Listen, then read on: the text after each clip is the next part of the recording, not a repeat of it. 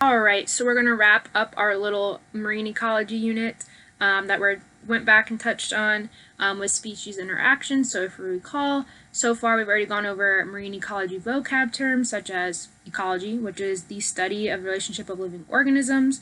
All right, we talked about biotic and abiotic factors. We talked about biota being living organisms. Okay, we talked about habitat, what a niche is. A lot of you had some trouble with that last week. A niche is kind of like a job. So think about the organisms that are going to fill a niche means they're filling a certain job in that habitat that's going to help their population, it's going to help their community, which is going to help their overall ecosystem. Okay?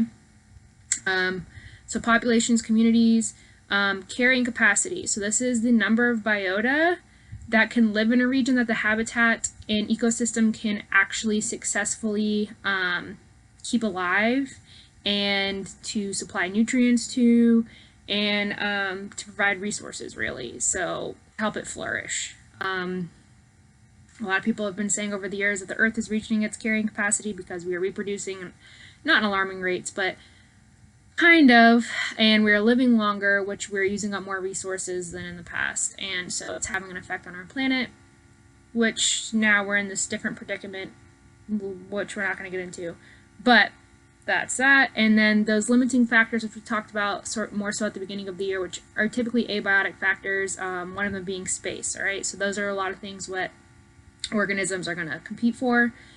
We talked about the marine ecology overview and that there are either pelagic or benthic zone. That's where these organisms are going to live when we're talking about the marine instances. All right, we have 5 levels of biota. We had the individual, the population, the community, the ecosystems, and the biosphere. Okay, biosphere meaning the whole Earth. And then we talk lastly about biodiversity. All right, so that's the variety of life that we have. That's genetic diversity, variety of habitats and ecosystems, species differences between populations. Okay, and we talked about our keystone species, our invasive species, indicator species, endangered species, and how those all interrelate, the threats to biodiversity. Okay, that's where we're at. Again, a lot of this is review from the very like first 2 weeks of school.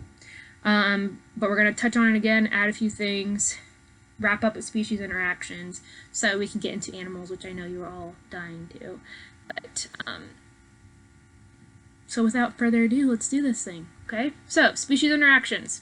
So to build a productive ecosystem, there needs to be a large amount of biodiversity among those species. So we have to have different types of species, different types of organisms that need to be genetically different. There needs to be different types of ecosystems or habitats within, our ecosystem, I was trying to say. And there just needs to be different resources available.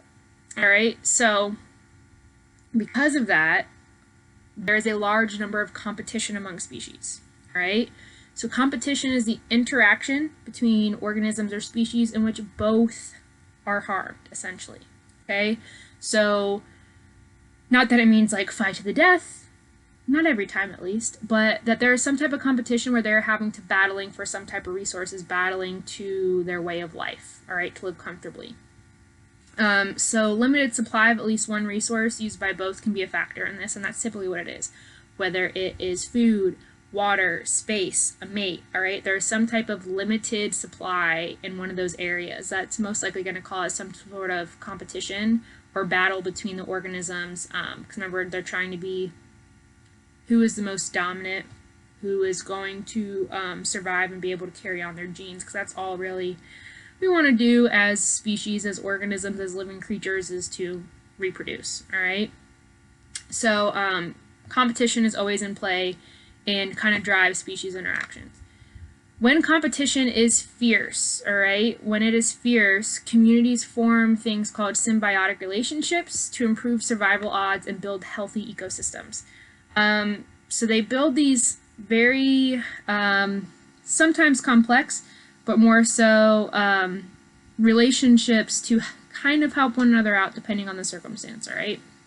So, symbiosis, we have these closely associated lifestyles exhibited by more than half of all marine animals, all right? All that is saying is that there's 2 or more organisms live in direct contact.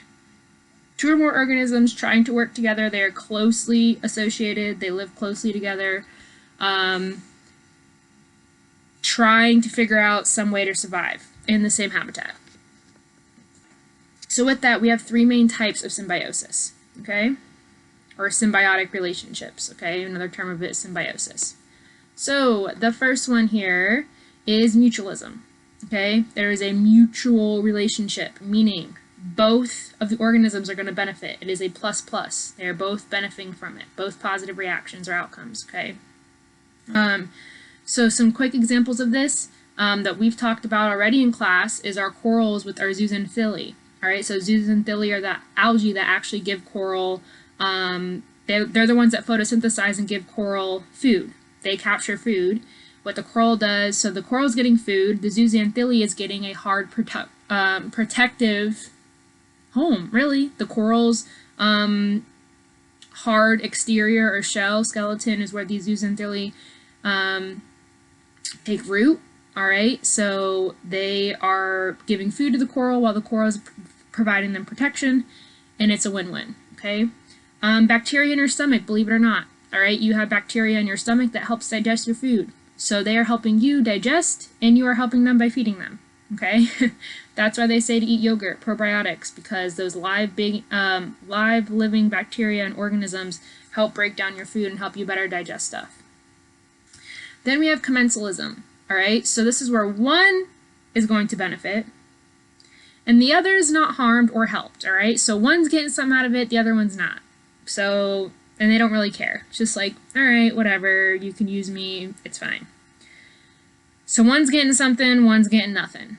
All right, so this would be the remora fish and a shark. So you can feel free to look this up if you want to learn more about it. But pretty much if you've ever seen a picture of a shark and you see like the little gray fish on the underside of it kind of floating along, they go along and clean the shark. They suck onto it and clean off all the algae and parasites. And so they're getting food and they're getting a ride. And the shark's really not hurt by it and helped by it. He's just kind of like, they're attached, getting a ride. Not really anything going on there. All right. This last one is parasitism. So parasite. All right. And this one's the most common type. Parasitism, okay? This is where one is going to benefit and the other is most typically fatally harmed, all right? So eventually it's something that's going to have a dire effect on their health or their well-being. One example I can think of that most of you probably relate to is fleas on a dog, all right? So the fleas they're biting the dog, they're getting the blood, which is giving them nutrients. They're getting that plus. The dog is getting that minus. The dog's getting itchy skin, they're constantly scratching, it's painful, it's annoying, all right? They're not getting anything benefit from having fleas. One you may not know about is marine worms. So there's lots of marine worms in sand and different algae that if they make their way into different fish or even humans, depending sometimes when you're out in the ocean, they become parasitic. They just live inside you, attached to your stomach, your intestines, and eat away. They eat whatever you eat.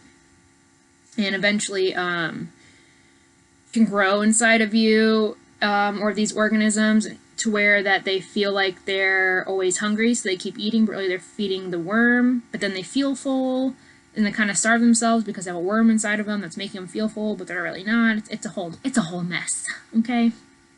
That would be parasitism. Usually something is living off a host, and it's having a negative effect on that host, and they pretty much use and abuse. The last thing, so when we're talking about these interactions, the three main ones are competition, symbiosis, and predation, all right? So predator and prey. One organism captures and feeds on another, known as the prey, all right? So predator and prey, you have your competition and your symbiosis, which gives you mutualism, commensalism, or parasitism. If you have any questions, let me know.